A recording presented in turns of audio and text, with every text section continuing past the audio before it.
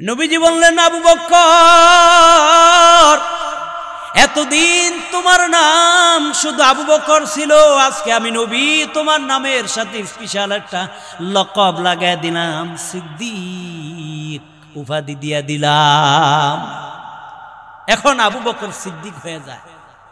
আমরা আবু বকর সিদ্দিক দুনিয়াতে উপাধি না নিতে পারলেও আল্লাহর কাছে একটা খাতা আছে আমাদের আমলনামা, ওখানে আল্লাহ আপনি সত্য কথা বলার কারণে, সত্যবাদিতা ব্যবহার করার কারণে আল্লাহ আপনার নামের আগে সিদ্দিক বা নামের শেষে সিদ্দিক উপাধিটা লিপিবদ্ধ করে দেয়। সুবহানাল্লাহ। আল্লাহ বলেন, আমি তোমার অন্তর দেখি, অন্তর, ও আমালিকুম, তোমার আমল দেখি, অন্তরের আমল দেখি আমি আল্লাহ বিচার করি। আল্লাহ তাআলা সূরাতুশ শুআরার ৮৮ নম্বর আয়াতে জানায় দেয়, ইয়াউমা লা ইয়ানফাউ মালুন ওয়ালা বানুন ইল্লা মান আতাল্লাহা বিকলবিন সালিম। আল্লাহ বলেন, রে বান্দা, কিয়ামতের ময়দানে আমি আল্লাহর কাছে সম্পদ এবং সন্তানদের কোনো কাজে আসবে না। তোমার সম্পদ কেমন ছিল, কি পরিমাণ ছিল, সেটা কাজে আসবে না। তবে ওই সম্পদ কাজে আসবে যে সম্পদ আপনি দান করেছেন। কোথায়? জামিয়া নুরিয়া আমিনপুর কওমি মাদ্রাসার প্রয়োজনে দান করেছেন, ইয়েতিম মিসকিনদের পিছনে খরচ করেছেন, এই মাদ্রাসা মসজিদ করার জন্য দান করেছেন, খরচ করেছেন, ওটা কাজে আসবে। এছাড়া উইদাউট কোনো সম্পদ আল্লাহর কাছে কাজে আসবে না, আল্লাহ দেখবেনও না। ওয়ালা বানুন, এবং সন্তান কতজন ছিল এটাও আল্লাহ দেখবে না। আল্লাহ বলেন, ইল্লা মান আতাল্লাহা বিকলবিন সালিম। আমি আল্লাহর কাছে বড় দাম, স্বচ্ছ হৃদয়ের বড় দাম। স্বচ্ছ একটা অন্তর নিয়ে আসছো কিনা আমি আল্লাহ দেখব। এই জন্য অন্তরটা আমাদের পরিষ্কার করার দরকার আছে না? অন্তরটা দেখার জন্য আমরা হাদিসও পাইছি, কোরআনের আয়াত দ্বারাও আমরা জানতে পারলাম যে আল্লাহ তাআলা আমাদের অন্তর দেখে বিচার করবে। আপনি একজনের সাথে মুখে প্রবলতা, অন্তরে অনিষ্টতা, একজনের কাছে সামনাসামনি ভালো থাকলেন, পিছনে গিয়া এই লোকটার ব্যাপারে আবার বদনাম করলেন, গীবত করলেন, শেকায়াত করলেন, আছে না নাই? এরকম মুনাফিক দ্বারা আমাদের সমাজ পরিপূর্ণ হয়ে যাচ্ছে। আজকে জানায়া দিই স্পষ্ট, আল্লাহকে ভয় করেন। আপনি মানুষের সাথে মুখের প্রবলতা ব্যবহার করবেন না। অন্তরের ভালোবাসা, অন্তরের বিনয়, অন্তরটা দিয়া মানুষকে ভালোবাসলে আল্লাহ আপনাকে আপনার এই ভালোবাসার মূল্যায়ন করবে। কথা বলেন ঠিক কিনা? কোরআনে কারীমের সূরাতুল লোকমানের 12 নম্বর আয়াতটি তেলাওয়াত করেছি। এই আয়াতের মধ্যে আল্লাহ তাআলা হযরত লোকমানকে কি মেসেজ দিয়েছেন সে ব্যাপারে আমরা জানব। আল্লাহ তাআলা যেন আমাকে এই আয়াতের আলোকে আমলযোগ্য কিছু তাফসীর পেশ করে আমাদের সকলকে আমল করার তৌফিক দান করুন। সকলে বলেন আমিন। আল্লাহ বলেন, ওয়ালাকাদ আতাইনা লুকমানাল হিকমাতা আন ইশকুর লিল্লাহ ومن يشكر فإنما يشكر لنفسه ومن كفر فإن الله غني حميد। হযরত লোকমানের পরিচয় দিচ্ছেন। লোকমান কে? মুফাসসিরিন কেরাম বলেন, হযরত লোকমান আইয়ুব আলাইহিস সালাতু ওয়াস সালামের ভাতিজা। কেউ বলেন হযরত লোকমান ছিলেন আইয়ুব আলাইহিস সালাতু ওয়াস সালামের খালাতো ভাই। সংখ্যাগরিষ্ঠ উলামায়ে কেরাম বলেন হযরত আইয়ুব আলাইহিস সালাতু ওয়াস সালাম তিনি নবী ছিলেন না, বরং আল্লাহর একজন মাহবুব বান্দা, ওলি এবং হাকিম ছিলেন। হযরত লোকমান 1000 বছর হায়াত পেয়েছেন। সুবহানাল্লাহ। তিনি তার হায়াতের জীবদ্দশায় হযরত দাউদ নবীকেও পেয়েছেন। হযরত লোকমানকে ইকরামা একজন রাওয়ী আছেন, তিনি শুধু নবী বলেছেন, তবে এই রিওয়ায়াতটা অনেক দুর্বল। হযরত লোকমানকে আল্লাহ তাআলা নবুয়ত এবং হিকমত দুইটার যে কোনো একটি গ্রহণ করার ইখতিয়ার দিয়েছিলেন। লোকমান আলাইহিস সালাতু ওয়াস সালাম নবুয়ত গ্রহণ না করে হিকমত গ্রহণ করলেন। কেউ জিজ্ঞেস করলেন, আপনি নবুয়ত কেন গ্রহণ করলেন না? লোকমান হাকিম বলেন, নবুয়ত বিরাট এক দায়িত্ব। আল্লাহ আমাকে যদি স্বতন্ত্রভাবে শুধু নবুয়ত দিতেন, আমি নবুয়ত গ্রহণ করতাম, কিন্তু আমাকে দুইটার যে কোনো একটা অবলম্বন করার সুযোগ দিয়েছেন, তাই আমি হিকমতটাকে নির্বাচন করে নিয়েছি। আর যদি নবুয়ত নিতাম, তাহলে নবুয়তের দায়িত্ব আমার উপরেই বর্তাতো। আল্লাহ তাআলা হযরত লোকমানকে কি মর্মে হিকমত দান করলেন? আল্লাহ এই আয়াতে বলেন, ওয়ালাকাদ আতাইনা লুকমানাল হিকমাতা আন ইশকুর লিল্লাহ। আমি লোকমানকে এই মর্মে হিকমত দান করলাম, আন ইশকুর লিল্লাহ, তুমি শুকরিয়া আদায় করো, আল্লাহর শুকরগুজার বান্দা হও। ওয়া মান ইয়াশকুর ফাইন্নামা ইয়াশকুরু লিনাফসিহি, কারণ যে বান্দা শুকরিয়া আদায় করে, ও বান্দা নিজের কল্যাণের জন্যই শুকরিয়া আদায় করে। ওয়া মান কাফারা ফাইন্নাল্লাহা গনিয়্যুন হামিদ, যে শুকরিয়া আদায় করবে না, কৃতজ্ঞ বান্দা হবে না, ওই বান্দা যেন জেনে নেয় আল্লাহ তাআলা অভাব মুক্ত, তিনি প্রশংসিত। শুকরিয়া আদায় করলে কি লাভ হবে? আল্লাহ তাআলা সূরা ইব্রাহিমের 7 নম্বর আয়াতের মধ্যে জানায় দেয়, وَإِذْ تَأَذَّنَ رَبُّكُمْ لَئِنْ شَكَرْتُمْ لَأَزِيدَنَّكُمْ وَلَئِنْ كَفَرْتُمْ إِنَّ عَذَابِي لَشَدِيدٌ। স্মরণ করুন আপনার রবের প্রতিশ্রুতির কথা, যখন আপনার রব বললেন, লাইন শাকারতুম লাআযীদান্নাকুম, যদি তোমরা শুকরিয়া আদায় করো, আমি আল্লাহ তোমাদের নেয়ামতকে বাড়ায়া দিব। ওয়ালাইন কাফারতুম, শুকরিয়া আদায় না করলে আল্লাহ জানায়া দিলেন, ইন্না আযাবি লাশাদীদ, নিশ্চয় আমার শাস্তি বড় কঠোর। আল্লাহর শাস্তি মারাত্মক শাস্তি, অত্যন্ত কঠোর শাস্তি রয়েছে তার জন্য যে অকৃতজ্ঞ হবে। বলেন নাউযুবিল্লাহ। আচ্ছা, শুকরিয়া কিভাবে আদায় করব? দাওয়াত খেয়ে আলহামদুলিল্লাহ, শুধু এতটুকুই? শুকরিয়ার ব্যাখ্যা ফাজাইলুশ শুকর, এই কিতাবের মধ্যে শুকরিয়ার ব্যাখ্যা আছে। হযরত মূসা আলাইহিস সালাতু ওয়াস সালাম, তিনি তুর দিবসের দিন তুর পর্বতে যাইতেন আল্লাহর সাথে কথা বলতে। সেই তুর পর্বতের দিন, অর্থাৎ তুর দিবসের দিন, তিনি আল্লাহকে প্রশ্ন করলেন, ইয়া রব্বি কাইফা আশকুরুকা, হে আল্লাহ, আমি কিভাবে আপনার শুকরিয়া আদায় করব? ফাকাল লাহু মূসা, আল্লাহ তাআলা মূসাকে জানায়া দিলেন, তাযকুরুনি ওয়ালা তানসানি,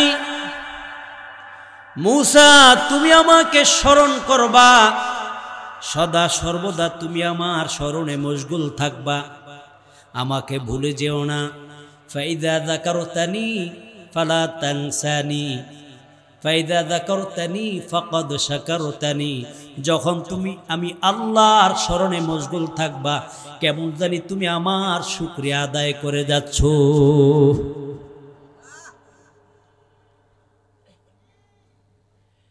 ওয়াইদা নাসিতানি ফাকাদ কাফারতানি, আর যখন মূসা তুমি আমাকে ভুলে থাকবা, কেমন জানি আমার অকৃতজ্ঞতা করলা, না শুকরিয়া করলা, কুফরি করলা। বলেন নাউযুবিল্লাহ।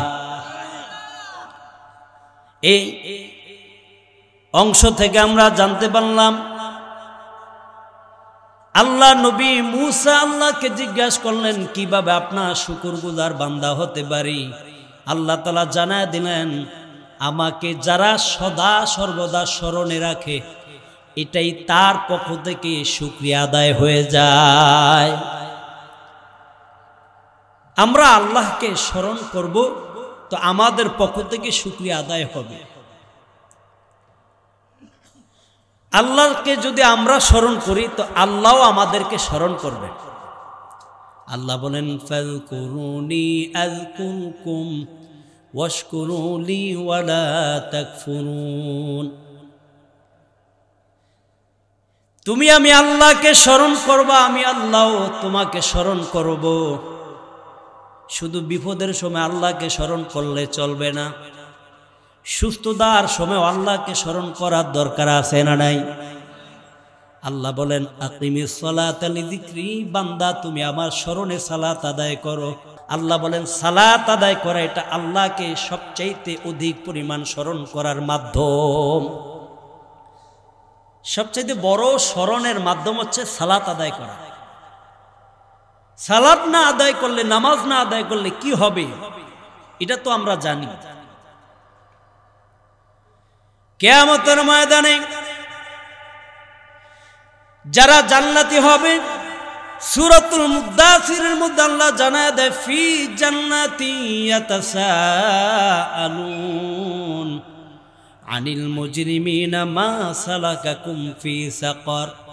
জান্নাতীরা অপরাধী জাহান্নামীদেরকে জিজ্ঞাসা করবে কি ব্যাপারে, একসাথে তো আমরা চলাফেরা করলাম, আপনি কেন আজকে সাকর নামক জাহান্নামের মধ্যে আপনি কেন হাবুডুবু খাচ্ছেন? তিনি বলবেন ক্বালু লাম নাকু মিনাল মুসাল্লিন ওয়া লাম নাকু নুতঈমুল মিসকিন ওয়া কুন্না নাখুদু মাআল খায়িদিন ওয়া কুন্না নুকাযযিবু বিয়াউমিদ্দিন। এই চারটি কাজ করার কারণে আজকে আমি জাহান্নামের মধ্যে প্রজ্বলিত হচ্ছি। বলেন নাউযুবিল্লাহ। লাম নাকু মিনাল মুসাল্লিন, তিনি বলবেন আমি নামাজ আদায় করি না, এই জন্য। ইয়াতিম মিসকিনদেরকে জামিয়া নুরিয়া মিনপুর কওমি মাদ্রাসা ইয়াতিম মিসকিন অনেক ছাত্ররা পড়াশোনা করে, কয়েক ছাত্রগুলাকে খাবার দাবারের জন্য আমি ফিকির করি নাই, আমি উৎসাহ দেই নাই, নিজেও দান সৎকার করি নাই, অন্যদেরকেও উৎসাহ প্রদান করতাম না, বরং যারা এখানে দান সৎকার করার নিয়ত করত তাদেরকে বারণ করতাম। কি লাভ হবে এই এতিম মিসকিনদেরকে দান করার মাধ্যম? কি লাভ হবে দান করে? 2 নম্বর গুণ ছিল, 1 নম্বর তাদের অপরাধীদের গুণ ছিল আমরা নামাজ আদায় করতাম না। 2 নম্বর ছিল আমরা এতিম মিসকিনদেরকে খাবার দেওয়ার জন্য আমরা উদ্বুদ্ধ করতাম না। 3 নম্বর বলছে ওয়া কুন্না নাখুদু মাআল খায়িদিন, যারা আলেম ওলামাদের ব্যাপারে বিভিন্ন সমালোচনা করে তাদের কাছে গিয়া বসতাম, বসে বসে যারা ওলামা বিদ্বেষী তাদের দলভুক্ত হইয়া আলেমদেরকে কিভাবে সাইজ করা যায়, কিভাবে প্ল্যান পরিক্রমা করা যায়, এই বিষয়গুলো চিন্তা করতাম। আছে না নাই? ওয়া কুন্না নাখুদু মাআল খায়িদিন।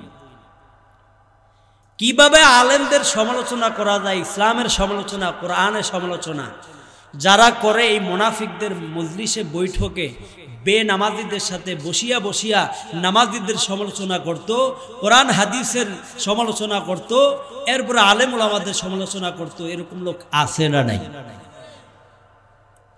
4 নম্বর গুণ ছিল অপরাধীদের হাসরের ময়দানকে তারা বিশ্বাস করত না। যদি বিশ্বাস করত তো সালাত আদায় করত, আল্লাহ স্মরণে মশগুল থাকত। তো খায়ের আল্লাহ তাআলা 4টা গুণ থেকে আমাদের সবাইকে হেফাজত করুন, বলে আমিন। সালাত আদায় কেন করব, নামাজ আদায় কেন করব? আল্লাহর স্মরণে। বলেন কার স্মরণে? আল্লাহ আমাদেরকে স্মরণ করুক, এটা আমরা চাই কি চাই না? আল্লাহ আমাদেরকে স্মরণ করবে আমরা যদি আল্লাহকে স্মরণ করি। আল্লাহ বলে বান্দা তুমি আমাকে স্মরণ করলে আমি আল্লাহ তোমাকে স্মরণ করি, তোমার ব্যাপারে আমি আলোচনা করি। উত্তম মজলিস ফেরেশতাদের মজলিসে। বলেন সুবহানাল্লাহ। এই জন্য নামাজ পড়ব আল্লাহকে স্মরণ করার জন্য। যুবক ভাইরা মনে করে এখন তো ইয়ং বয়স, বাবার মতো দাড়ি পাকুক, বিয়ে শাদী করে নেই, তারপর না হয় নামাজ ধরব। কেন? যুবকর কি আল্লাহকে স্মরণ করার দরকার নাই? যুবক বয়সে সে আল্লাহকে স্মরণ করার দরকার আছে না নাই? তা আল্লাহকে স্মরণ করার মাধ্যম কি? সবাই বলেন কি? তো যুবকরা নামাজ পড়ে, আমাদের মসজিদগুলো ভরে বৃদ্ধ বাবাদেরকে দিয়ে, যুবকদেরকে দিয়ে ভরে। শুক্রবার আসে, কখন আসে? একদম ইমামের খুতবা শেষ, 2 রাকাত নামাজের জন্য আসে। 2 রাকাত নামাজ শেষ হইতে দেরি, বিশ্বযুদ্ধ লেগে যায়, কার আগে কে বের হবে। কথা বলেন ঠিক কি না? এটা যুবকদের নমুনা। বৃদ্ধ বাবাদের হাসর হবে আর যুবকদের হাসর হবে না।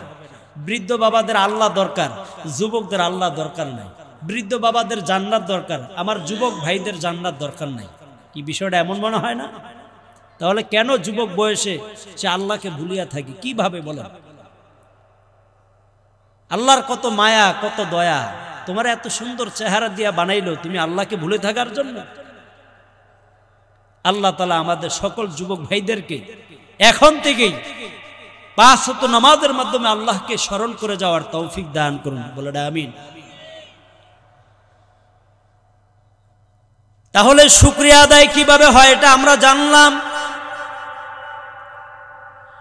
এবার আসেন, আল্লাহ তাআলা লুকমানকে হিকমত দান করলেন। আল্লাহ তাআলা বলেন, ওয়ালাকাদ আতাইনা লুকমানাল হিকমাতা আনিশকুরু লিল্লাহ।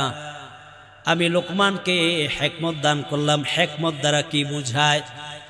হিকমত হলো এমন প্রজ্ঞাপূর্ণ কথা, এমন জ্ঞানমূলক কথা, যে কথাগুলো মানুষ উপদেশ হিসাবে গ্রহণ করে, যেই কথাগুলো শুনলে মানুষের হৃদয়ে দিলে ডাক টানে, অন্তরে লাগছে ওই হুজুরের কথা। এরকম হয় না? ওই হুজুরের কথা বড় ভালো লাগছে, মানে দিলের মধ্যে লাগছে, এগুলো হিকমতপূর্ণ কথা।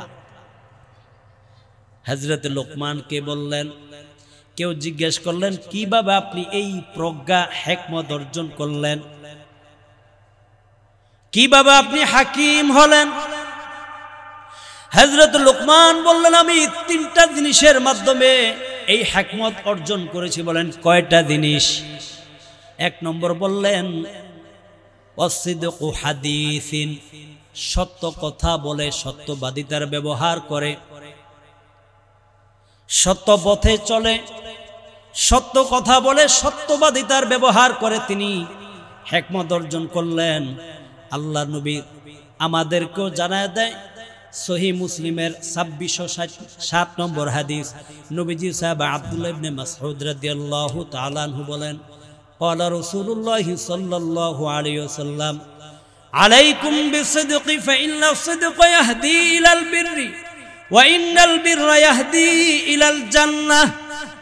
আল্লাহ নবী বলেন, তোমাদের উপর আবশ্যক সত্যবাদিতা অবলম্বন করা, সত্য কথা বলা, সত্যের পথে চলা, সত্য গ্রহণ করা তোমাদের উপর আবশ্যক।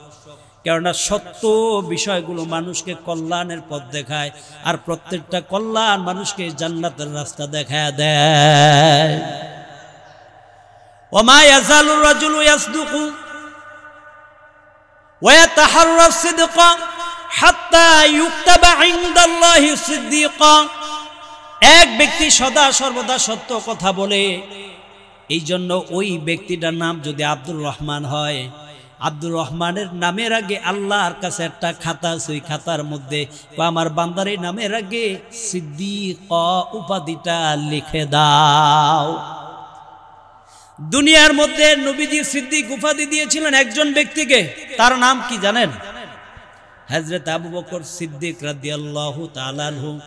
আল্লাহ নবী যখন ওই মেরাজের রাতে বাইতুল মুকাদ্দাস ভ্রমণ করে, আসমান ভেদ করে আল্লাহর সাথে কথা বললেন, বলে যখন দুনিয়ার জমিনে আসার পর ফজর নামাজের পরে আল্লাহ নবী কথা ব্যক্ত করলে কাফেররা এটাকে ঠাট্টা মজাক করে। দূরে গিয়ে আবু বকরকে দেখে আর আবু বকরকে বলে, আবু বকর, তোমার বন্ধু মুহাম্মদ কি বলে শুনছুনি? কয় কি?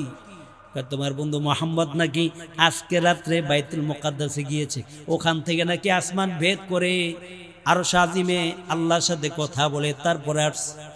হযরত আবু বকর বলেন, এটা কি আল্লাহ নবী নিজের পবিত্র জবান দিয়ে বলেছেন? কয় হ্যাঁ।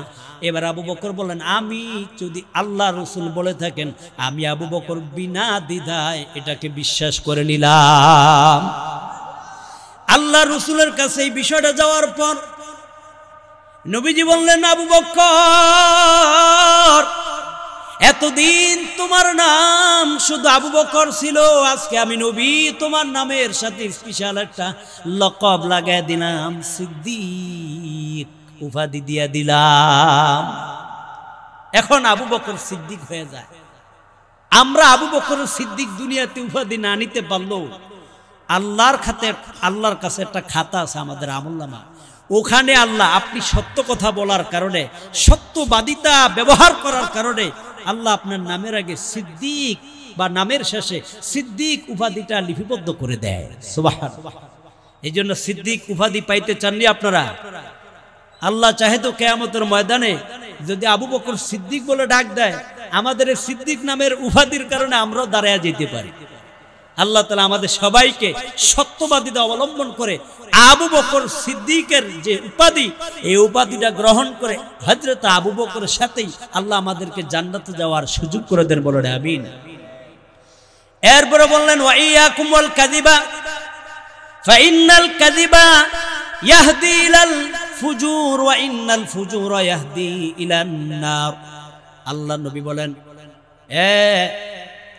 জনগণ, তোমরা মিথ্যা থেকে বেঁচে থাকো, কারণ মিথ্যা মানুষকে অন্যায়ের পথ দেখায়, আর প্রত্যেকটা অন্যায় মানুষকে জাহান্নামের পথ দেখায়। বলেন নাউজুবিল্লাহ। মিথ্যা আমাদের সমাজে নাই, কি বলেন? আছে? মাল যদি ব্যবসার ক্ষেত্রে মিথ্যা আছে না নাই? 10 টাকার জিনিস 30 টাকা দিয়ে কিনছি, লাভ হবে সীমিত, আছে না নাই? 3 নম্বর মাল 2 নম্বর হইলেও কথা ছিল, 1 নম্বর। কাপড় কিনতে গেলে রং উঠবে না, একদম খাঁটি। কি আপনারা এই সমস্ত কথা বলতে গেছেন? আপনি যে এই মিথ্যা কথাগুলো বললেন, হালাল ব্যবসাটারে হারাম করে ফেলাইল, ইনকামটা হারাম করে ফেলাইল। বুঝে নেন, দেখে নেন, যা আছে তাই শেষ।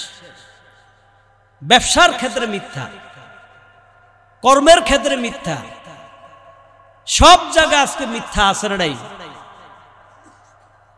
এই জন্য মিথ্যা থেকে যদি বেঁচে থাকেন তা আমরা সিদ্দিক উপাধি পাবো। আর যদি মিথ্যাবাদী হন আর মিথ্যা গ্রহণ করেন, মিথ্যার আশ্রয় নেন, নবীজি বলেন, ওমা ইয়াজালু রাজুলু ইয়াকযিবু ওয়া ইয়াতাহাররাল কাযিবা। একজন ব্যক্তি সদা সর্বদা মিথ্যা কথা বলে, হাত্তা ইউকতাবা ইনদাল্লাহি কাযযাবা। আল্লাহর কাছে একটা আমলনামা আছে ওই ব্যক্তি, ওই আমলনামার মধ্যে ওই ব্যক্তির নামের একটা উপাধি দেয়, কাযযাব, মিথ্যাবাদী। বলেন নাউজুবিল্লাহ। হাসরের ময়দানে উপস্থিত হবেন, উঠার পর বলবে, কিরে তোর নামের ভিতরে তো কাযযাব রয়েছে, সোজা বামের দিকে হাঁটা দাও। বামের দিকে গেলে কই যাবেন? সবাই বলো না কেন? তাহলে সিদ্দিক উপাধি নিবেন না কাযযাব উপাধি নিবেন?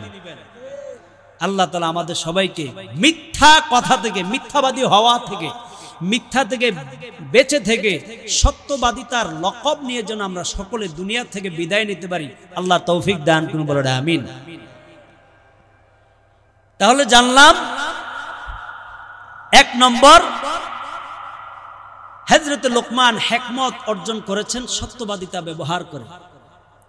2 নম্বর বললেন, হিফজু আমানাতিন, আমানতের হেফাজত করে। কোরআনে কারিমে সূরাতুল মুমিনুনের 8 নম্বর আয়াতে আল্লাহ জানায়া দেয়, ওয়াল্লাযীনা হুম লিআমানাতিহিম ওয়া আহদিহিম রাউন। সফল মুমিনের পরিচয় দিলেন। সফল মুমিন তারা যারা তাদের আমানতের হেফাজত করে এবং ওয়াদা দিলে ওয়াদাটা পরিপূর্ণ করে, এটা সফল মুমিনের পরিচয়। তাহলে আমরা কোরআন থেকে জানলাম আমানতের হেফাজত করা, আমানত রক্ষণাবেক্ষণ করে, এটা মুমিনের, সফল মুমিনের পরিচয়। এরপরে নবীজি জামিউস সগীর 92-85 নম্বর হাদিস, নবীজির সাহাবা হযরত আনাস ইবনে মালিক রাদিয়াল্লাহু তাআলা বলেন, ক্বালা রাসূলুল্লাহ সাল্লাল্লাহু আলাইহি ওয়াসাল্লাম, লা ঈমানা লিমান লা আমানাতা লাহু। যার মধ্যে আমানতদারিতা নাই, কেমন জানি তার মধ্যে ঈমান নাই। আমানতদারিতা কি বুঝেননি? আমি আপনারে 500 টাকা দিছি, 5 বছর পরে আপনার থেকে 500 টাকা চাইছি, আপনাকে হুবু এই 500 টাকাই দিতে হবে, যেই 500 টাকা আমি আপনাকে দিয়েছি। এটাকে বলা হয় আমানতের হেফাজত। কেউ যদি আপনার কাছে স্বর্ণ রাখে, ওই স্বর্ণ ব্যবহার করা যাবে না, আমানতের হেফাজত, আমানতের খেয়ানত হয়ে যাবে। একটা জমি দিয়েছি, এটা দেখে রাখেন, কিন্তু চাষাবাদ করা যাবে না, আমানত রাখছে, আপনি চাষাবাদ করে খাইলে আমানতের খেয়ানত হবে। হুবহু যে জিনিসটা আপনার কাছে রেখেছে এটা ওই রকমই তার কাছে ফেরত দিতে হবে। আপনি এটার দ্বারা কোনো উপকার লাভ করা যাবে না। যদি উপকৃত হতে চান তাকে বলতে হবে ভাই আমানত না, জামানত দেন। জামানত হিসাবে ব্যবহার করা যায়, কিন্তু আমানত দিলে সেটা ব্যবহার করা যায় না, রদবদলও করা যায় না, পরিবর্তন করা যায় না।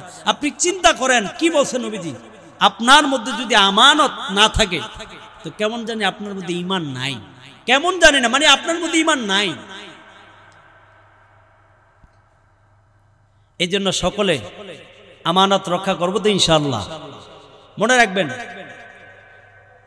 মেশকাত শরীফের 132 নম্বর হাদিস, এই হাদিসটি বর্ণনা করেন নবীজির সাহাবী হযরত আব্দুল্লাহ ইবনে ওমর রাদিয়াল্লাহু তাআলা আনহু। তিনি বলেন ক্বালা রাসূলুল্লাহ সাল্লাল্লাহু আলাইহি ওয়াসাল্লাম আরবাউন ইযা কুন্না ফিকা ফালা আলাইকা মা ফাতাকা মিনাদ দুনিয়া।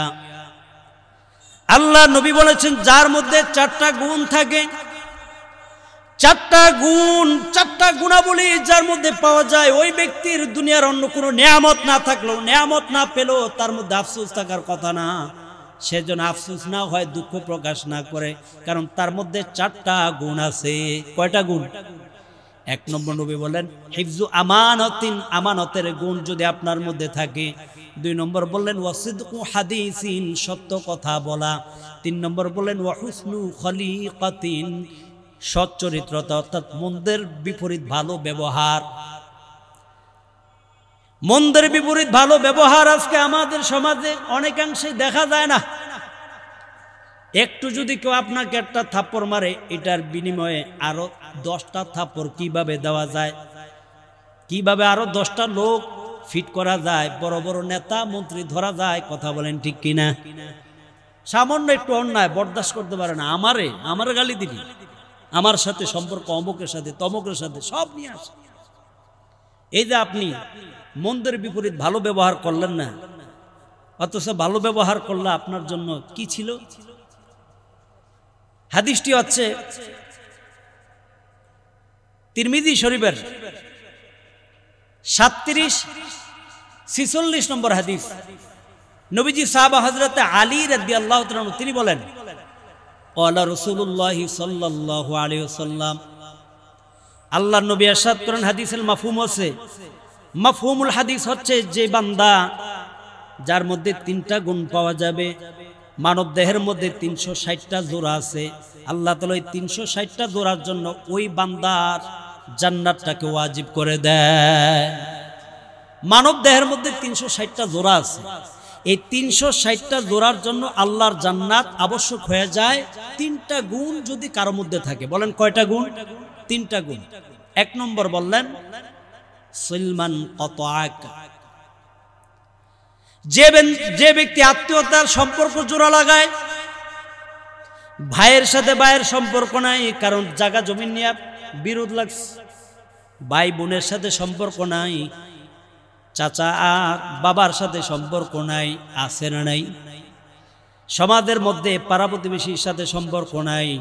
আল্লাহ নবী বলেন যে ব্যক্তি আগ বাড়িয়ে সম্পর্ক জোড়া লাগাবে, ওই ব্যক্তির দেহের 360টা জোড়ার জন্য আল্লাহর জান্নাত ওয়াজিব হয়ে যায়। আগ বাড়িয়ে সম্পর্ক করবেন তো ইনশাআল্লাহ? কেন করবেন? ফজিলত কি? আপনার দেহে, আমার দেহে, প্রত্যেকটা মানুষের দেহে 360টা জোড়া আছে। এই 360টা জোড়ার জন্য আল্লাহর জান্নাত, অর্থাৎ আপনার টোটাল বডিটার জন্য আল্লাহর জান্নাত ওয়াজিব হয়ে যায়। 2 নম্বর বললেন ওয়াফু আম্মান যালামাকা, কেউ আপনার সাথে জুলুম করলে আপনি তাকে ক্ষমা করে দিলেন।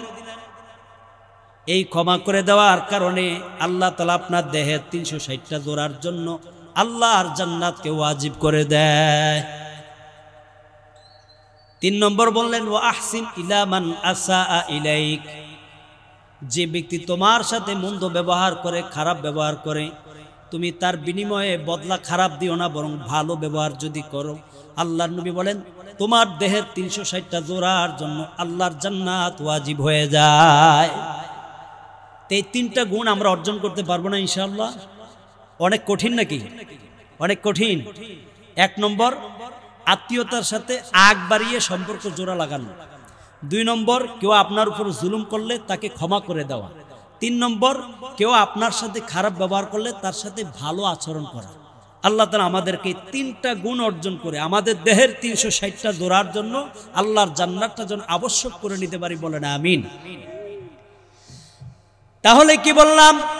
4 গুণ যার মধ্যে আছে, পৃথিবীর কোন নিয়ামত যদি তার মধ্যে না থাকে তাহলে ওই ব্যক্তির আফসোস থাকার কথা না। 1 নম্বর বললেন আমানতের হেফাজত, 2 নম্বর বললেন সত্য কথা বলা, 3 নম্বর বললেন সচ্চরিত্রতা অর্থাৎ মন্দের বিপরীত ভালো ব্যবহার করা, 4 নম্বর আইফাতু ফি তুমাতিন, যার মধ্যে পাওয়া যায় অর্থাৎ সে পবিত্র খাবার খায়। যখন কোনো খাবার খায় পবিত্র খাবার খায়, হারাম কোনো খাবার খায় না, চুরিদারির খাবার খায় না। আমরা অনেকে হারাম খাবার খাই, বিভিন্ন অ্যাঙ্গেলে হারাম খাবার খাই, এটা অনেকেই জানেন। একটা দোকানে একটা জিনিস কিনতে গেছেন, বুট বা বাদাম, আগেই মনে হয় 10 টাকার খায়া ফেলায়, কথা কইতে কইতে 10 টাকার বাদাম নেয়, আরো ডবল 10 টাকার এমনি খায়া ফেলায় কথা কইতে। বেটা কি আপনার অনুমতি দিছে? না কয়ে একদম একটা মানুষের জিনিস খাওয়া। অমকের গাছের ডাব, আমগো পাড়া প্রতিবেশী কিছু কইব না, গোপনে আপনি পারছেন, পাইরা খায়া লাইছেন বন্ধু বান্ধবের মিলে। হারাম খাবার তো অভাব নাই। এই জন্য যে ব্যক্তির 4 নম্বরে যিনি হারাম খাবার হালাল খাবার অভ্যস্ত, পবিত্র খাবারে যিনি অভ্যস্ত, এই 4 গুণ যদি কোনো মানুষের মধ্যে থাকে তাহলে আল্লাহ নবী বলেন পৃথিবীর অন্য কোনো বিষয় যদি তার অর্জন নাও হয়, এই ব্যক্তিটার মধ্যে আফসোস না থাকা চাই। সুবহানাল্লাহ। আবারও এক বাক্যে বলি, 1 নম্বর আমানতের হেফাজত, 2 নম্বর সত্য কথা বলা, 3 নম্বর সচ্চরিত্রতা, মন্দের বিপরীত ভালো ব্যবহার করা, 4 নম্বর পবিত্র খাবার খাওয়া। আমরা পারবো না ইনশাআল্লাহ? এই 4টা গুণ আমাদের সবাইকে অর্জন করার তৌফিক দান করুন, বলেন আমিন। হিফজু আমানাতি, আমানতের হেফাজত বললেন। হযরত লোকমানকে জিজ্ঞেস করলেন যে আপনার হিকমত অর্জন করার পিছনে কি কারণ? তিনি প্রথমে বললেন সত্যবাদিতার ব্যবহার, 2 নম্বর বললেন আমানতের হেফাজত, 3 নম্বর বললেন অনর্থক অহেতুক গল্প গুজব থেকে বেঁচে থাকা। অনর্থক সময় নষ্ট করা, অনর্থক গল্প গুজব করা থেকে নীরবতা অবলম্বন করার মাধ্যমে আমি হিকমত অর্জন করেছি। আমরা তো অনেক পরিমাণ বেহুদা কথা বলি, অনর্থক যেখানে গল্প গুজব হয় সেখানে আমরা দৌড়ে যাই। এই জন্য লোকমান হাকিমের হিকমত অর্জন করার 3টা গুণ, এই 3টা মাধ্যম ছিল। আল্লাহ আমাদের সবাইকে 3টা মাধ্যম অর্জন করার তৌফিক দান করুন, বলেন আমিন। কেউ একজন প্রশ্ন করলেন, অর্থাৎ তিনি জানতে চাইলেন যে লোকমান হাকিম তার প্রজ্ঞা কেমন ছিল। তার প্রজ্ঞা এতটা বেশি ছিল যে তিনি লোকমান হাকিম ছিলেন একজন দাস। লোকমান হাকিম দাস ছিলেন, তার মনিব তার এই জ্ঞানপূর্ণ কথাবার্তা শুনে লোকমানকে বললেন তুমি একটা বকরি জবাই করে তার থেকে 2টা মাংস বের করে আনো, উৎকৃষ্ট মাংস। হযরত লোকমান হাকিম গেলেন, একটা বকরি জবাই করে তার থেকে 2টা মাংস আনলেন। 2টা মাংস কি? 1 নম্বর জিহ্বা, 2 নম্বর হৃৎপিণ্ড মানে কলব। কিছুদিন পর আবার মনিব বললেন লোকমান যাও আবার গিয়ে একটা বকরি জবাই করো, বকরি জবাই করে তার থেকে নিকৃষ্ট 2টা মাংসের টুকরা আনো। লোকমান হাকিম আগে যে 2টা মাংস আনছে পরেও সে ওই 2টা মাংস আনলো, অর্থাৎ জিহ্বা এবং হৃৎপিণ্ড। উৎকৃষ্ট মাংসপিণ্ড আনছে জিহ্বা এবং হৃৎপিণ্ড, আবার নিকৃষ্ট মাংসপিণ্ড কি জিহ্বা এবং হৃৎপিণ্ড আছে। হিকমত জানতে চাইলেন লোকমান, আগের বকরি জবাই করে এই 2টা আনলা, উৎকৃষ্ট মাংস হিসাবে, এখন নিকৃষ্ট মাংস হিসাবে, আবার এই দুইটাই আল্লাহ। ব্যাখ্যা কি, হিকমত কি এটার? লোকমান হাকিম বললেন, যার জবান এবং অন্তর ঠিক তার গোটা দেহটাই সুস্থ, তার গোটা দেহটাই ঠিক। যার জবান এবং অন্তরটা খারাপ হয়ে যায়, গোটা দেহটা তার নষ্ট হয়ে যায়। হিকমত বুঝাইয়া দিলেন। আল্লাহ নবী হাদিসের মধ্যে আমাদেরকে জানায় দেয় জবানের ক্ষেত্রে। নবীজি সাহাবী হযরত আবু হুরায়রা রাদিয়াল্লাহু তাআলা আনহু বলেন, ক্বালা রাসূলুল্লাহ সাল্লাল্লাহু আলাইহি ওয়াসাল্লাম, মাইয়াজমালনি মা বাইনা লাহইহি ওয়া মা বাইনা রিজলাইহি আযমান লাহুল জান্নাহ। আল্লাহর নবী বলে, হে উম্মত, তুমি যদি দুইটা জিনিসের জিম্মাদারি গ্রহণ করো, তোমার জিহ্বা এবং দুই রানের মধ্যবর্তী লজ্জাস্থানকে, তুমি এই দুইটা জিনিসের জিম্মাদারি যদি গ্রহণ করতে পারো, আমি নবী তোমাকে আমার সাথে জান্নাতে নেওয়ার জিম্মাদারি গ্রহণ করলাম। রসুল আপনাকে আমাকে জান্নাতে নিয়ে যাওয়ার জিম্মাদারি গ্রহণ করলেন কখন? যখন আমি জবান আর লজ্জাস্থানের যদি হেফাজত করতে পারি, তাহলে জবান পাইলাম। তার মানে জবানের হেফাজত যদি আমরা করতে পারি, চুগলখড়ি করলাম না, নিন্দা পরনিন্দা। জবান দ্বারা গুনাহ কি কি হয়? সবচেয়ে বেশি জবান দ্বারা গুনাহ হয়। এই জবান আপনাকে আল্লাহর ওলি বানায়া দিতে পারে, জবান আপনাকে সমাজের মধ্যে সবচেয়ে নিকৃষ্ট বানায়া দিতে পারে। কথা বলেন ঠিক কি না? তাহলে জবানের উত্তম ব্যবহার করতে হবে।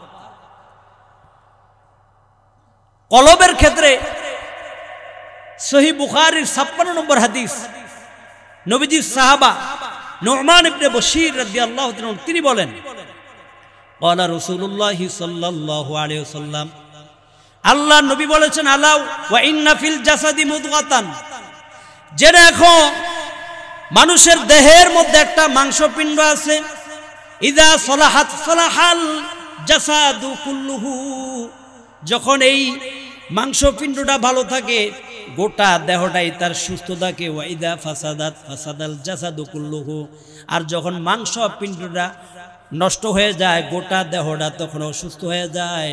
আল্লাহ নবী বলেন, আলা ওয়াহিয়াল কলব, যে দেখো সেটা হচ্ছে অন্তর। সহিহ মুসলিমের মধ্যে আল্লাহ নবী বলেন, নবীজির সাহাবী হযরত আবু হুরায়রা বলেন, ক্বালা রাসূলুল্লাহ সাল্লাল্লাহু আলাইহি ওয়াসাল্লাম, আল্লাহ নবী ইরশাদ করেন, ইন্নাল্লাহা লা ইয়ানজুরু ইলা সুওয়ারিকুম ওয়া আমওয়ালিকুম ওয়ালাকিন ইয়ানজুরু ইলা কুলুবিকুম ওয়া আ'মালিকুম। নিচে আল্লাহ তাআলা তোমাদের দুইটা জিনিস দেখেন না, আর দুইটা জিনিসের দিকে আল্লাহ তাকান। বলেন কয়টা জিনিসের দিকে তাকান না?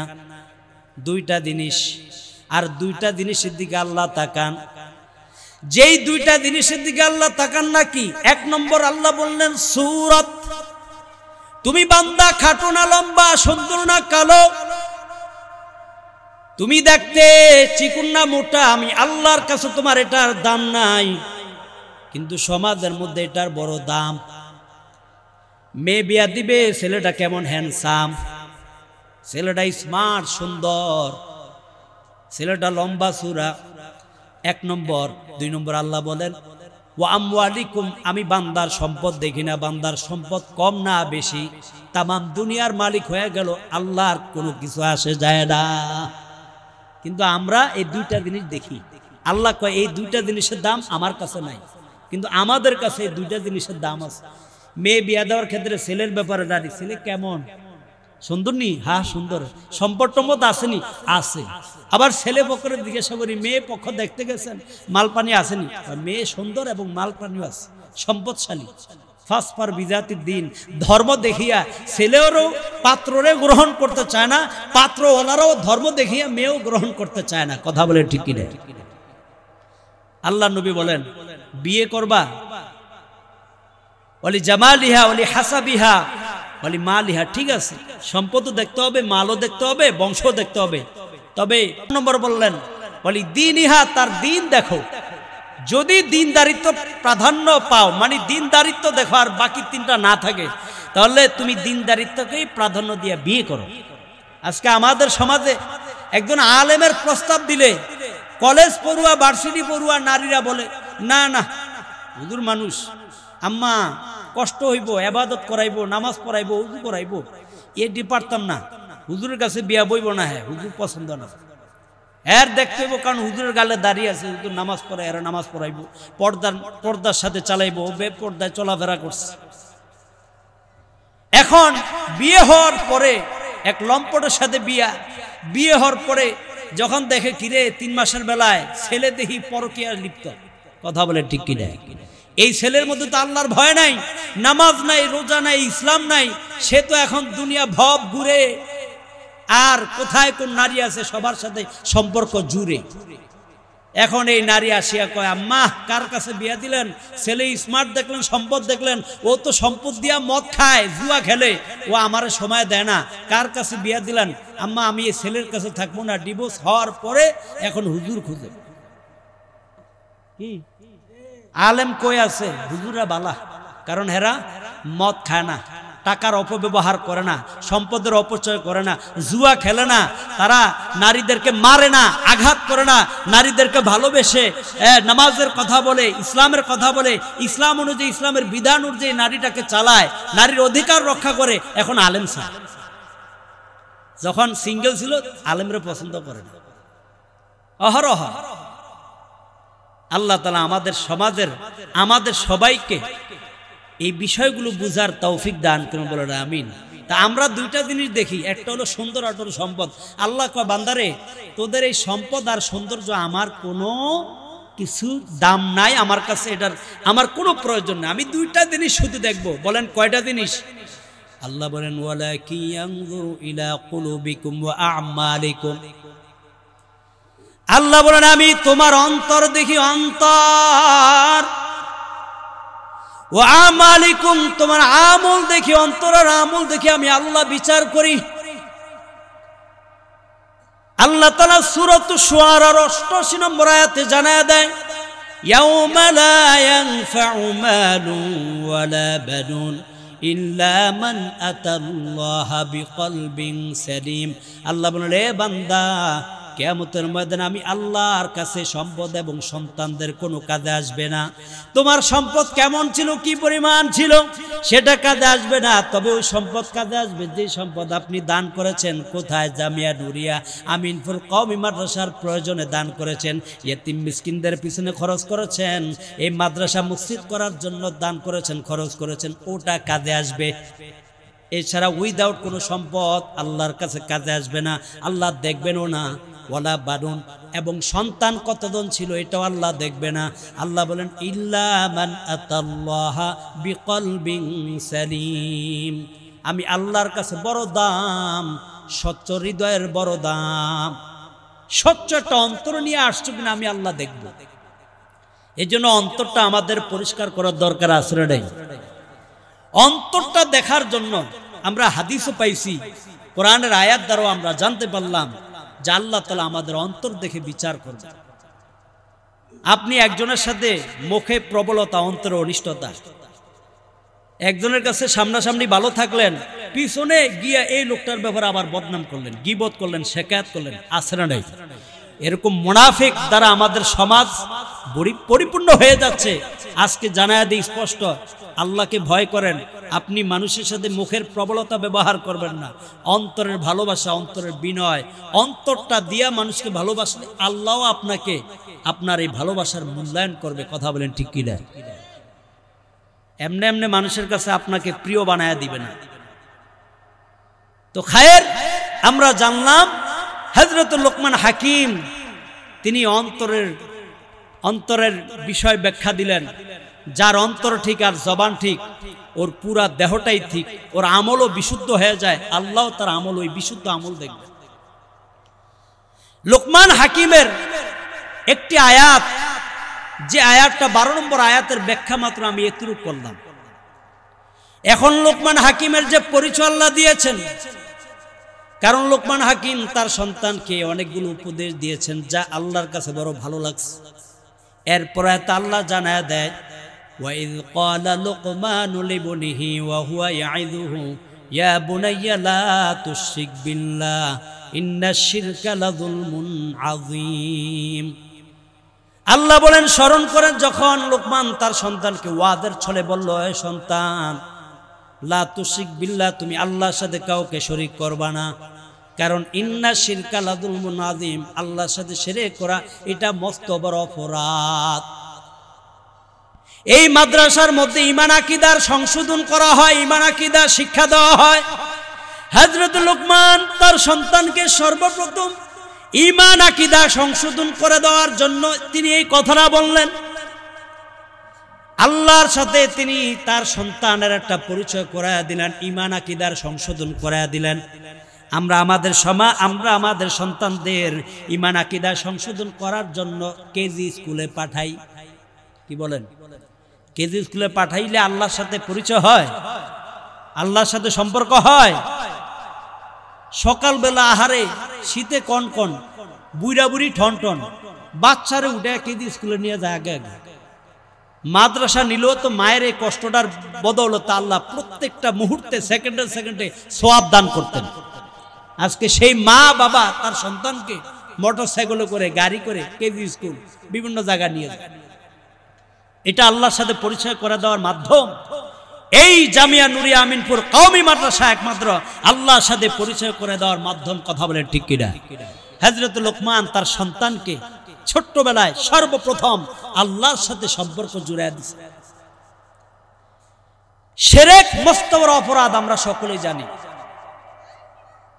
শিরক যদি না করে আমরা কবরে যাই, আল্লাহর সাক্ষাৎ, আল্লাহর দিদার আমাদের নসিব হবে। সকলে বলেন না সুবহানাল্লাহ। আল্লাহ বলেন, আমি আল্লাহর সাথে যারা সাক্ষাৎ করতে চাও, সূরাতুল কাহাফের শেষ আয়াতে আল্লাহ জানায় দেয়, ফামান কানা ইয়ারজু লিকা রাব্বিহি ফালইআমাল আমালান সালিহা ওয়া লা ইউশরিক বিইবাদাতি রাব্বিহি আহাদা। যে বান্দা আমি আল্লাহর সাক্ষাৎ কামনা করো, তুমি আমি আল্লাহর সাক্ষাৎ কামনা করলে নেক আমল করো।